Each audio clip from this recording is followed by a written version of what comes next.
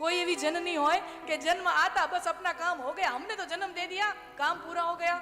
मां जन्म आपे पछी मां पालन पण करे, पालन करे, पोषण करे, पोताना हृदयनी धारा थी एनु पोषण करे। अने बाळक कांई खोटું करे ने तो तमे जोजो पिताजी तो पेलाना जमानाना पिताजीओ बहु आकरा हता, बाळको बहु बीता।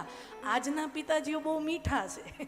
આજના પિતાજીઓ બહુ મીઠા છે, તમે જોજો બહુ જલ્દીથી છોકરાઓને ખીજાય નહીં આજના પિતાજીઓ। પહેલાના પિતાજીઓ તો ધોકો ઉપાડીને પહેલાના પિતાજીઓ આકરા હતા।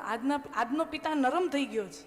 શું કામ? કારણ કે રાત્રે 10-11 વાગે આવે અને પછી આવે અડધી કલાક માટે, હવે પછી તો હુઈ જવાનું હોય, 9-10 વાગે ઘરે આવે, પછી એને એમ થાય કે ક્યાં બાળકોને એકાદ કલાક તો જીએ, ક્યાં એમાં વઢવાનું, ક્યાં ખીજાવાનું। અને છોકરાઓએ જોજો આજકાલના માં સામે બધાય નખરા કરે, पिताजी પાસે બધાય નખરા કરે, માં કને સીધા હાલે, કારણ કે ખબર છે માં હારે 24 કલાક રહેવાનું છે। जननी जन्म देती है, फिर पालन पोषण करती है, અને પોતાનો દીકરો કે દીકરી કાંઈ ખોટું કરે ને તો જનની એને વઢે કરી, એને દંડ પણ કરે।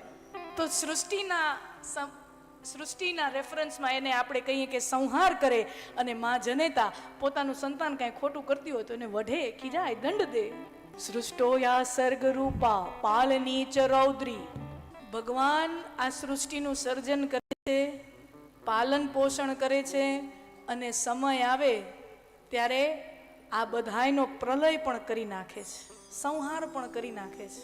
સમજો, પરમાત્મા સર્જન કરે, પાલન કરે અને સંહાર કરે, અને આપણે પરમાત્માના જ અંશો આત્મા, આપણે સર્જન કરીએ, પાલન કરીએ અને નાશ કરીએ, આપણે આ 3 કામ કરીએ જ છીએ। જે भगवान करे नहीं આપણે બધું કરીએ છીએ। શું કામ? क्योंकि हम स्वयं ही तो भगवान है। अयम आत्मा ब्रह्म, परमात्माનો જ અંશ આત્મા છે, તો પરમાત્મા જે કરે ને એ બધું આપણે કરીએ છીએ। પણ ફેર શું આગળના સ્કંદમાં આવશે જ, કે જ્યારે મહાદેવ શક્તિને પૂછે છે કે હે માં, હે ભગવતી, તમે અને પરબ્રહ્મ પરમાત્મા તમારી વચ્ચે કોઈ અંતર ખરું? તમે સ્ત્રી છો કે પુરુષ છો? આ પ્રશ્નો મહાદેવ આદ્ય શક્તિને કરે છે, અને આગળ કથાઓ આવશે ત્યારે એનું દર્શન કરશું, પણ સંક્ષેપમાં મારે કેવું હોય, અને ત્યારે આદ્ય શક્તિ મહાદેવને કહે છે, હે મહાદેવ, મારી અને પરબ્રહ્મ પરમ તત્વ વચ્ચે જે અંતર જાણે છે, જે ભેદ સમજે છે, એ મૂઢ છે, वो मूर्ख है जो मुझे और परब्रह्म को अलग समझता है, वो मूर्ख है, वो अज्ञानी है, वो नादान है, मैं और परब्रह्म हम एक हैं। तो પછી મહાદેવ વળી પ્રશ્ન પૂછે, તો તમે સ્ત્રી છો, પુરુષ છો કે નપુંસક નાન્યતર છો?